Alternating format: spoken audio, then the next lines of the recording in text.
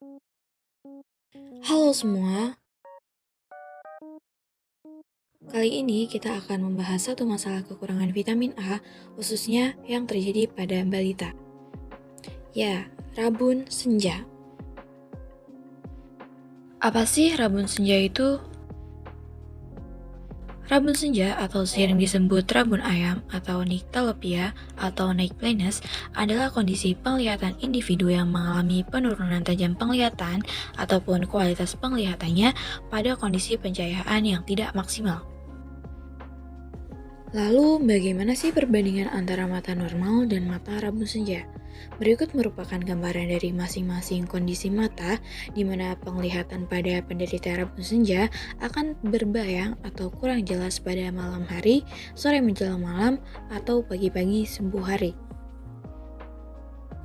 Menurut data WHO pada Global Prevalence of Vitamin A Deficiency in Population at Risk tahun 1995 hingga 2005, prevalensi rabun senja pada anak balita adalah sebesar 0,9%.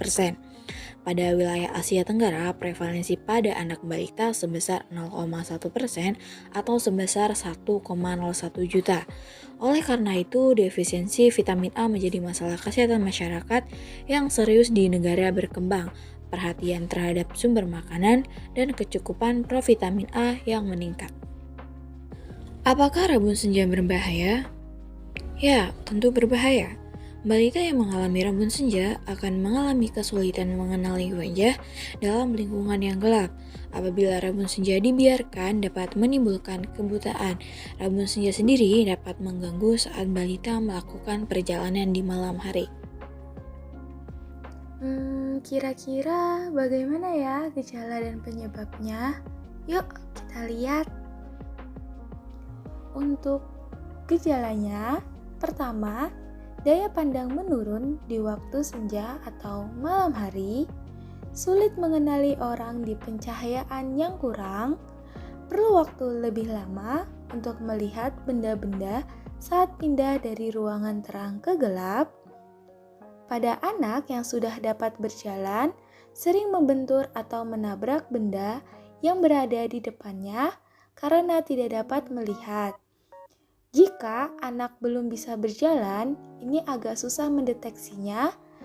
Dalam keadaan ini, biasanya anak akan diam, mojok bila didudukkan di tempat kurang cahaya karena tidak dapat melihat benda atau makanan yang ada di depannya.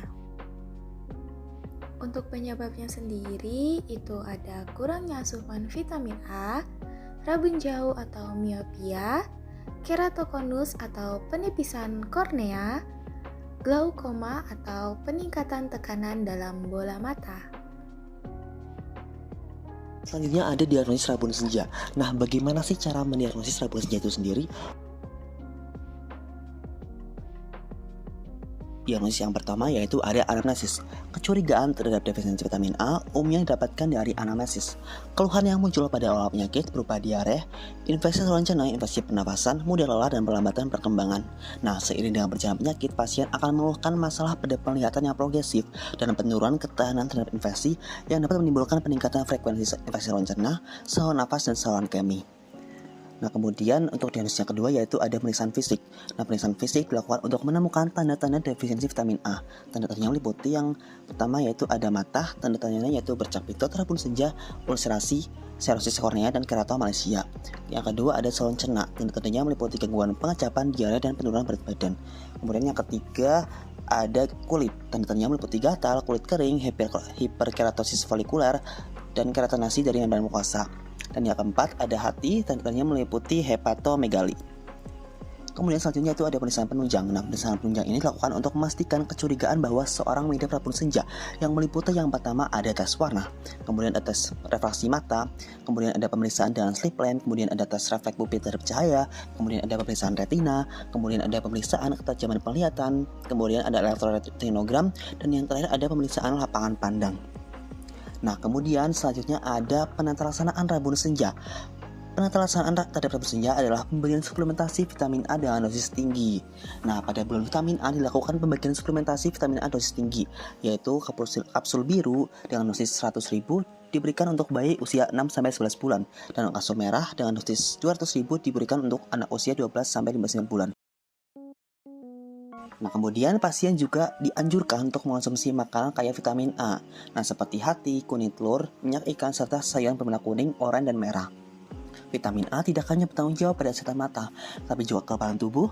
Kekurangan vitamin A dapat menyebabkan rendahnya respon imun, kesuburan, gangguan pada pertumbuhan, serta rendahnya perkembangan mental. Sementara rabun senja yang disebabkan oleh faktor genetik umumnya tidak dapat diobati. Pada kondisi ini, pasien disarankan untuk tidak berkendara atau melakukan aktivitas tanpa penerangan yang cukup, termasuk pada malam hari.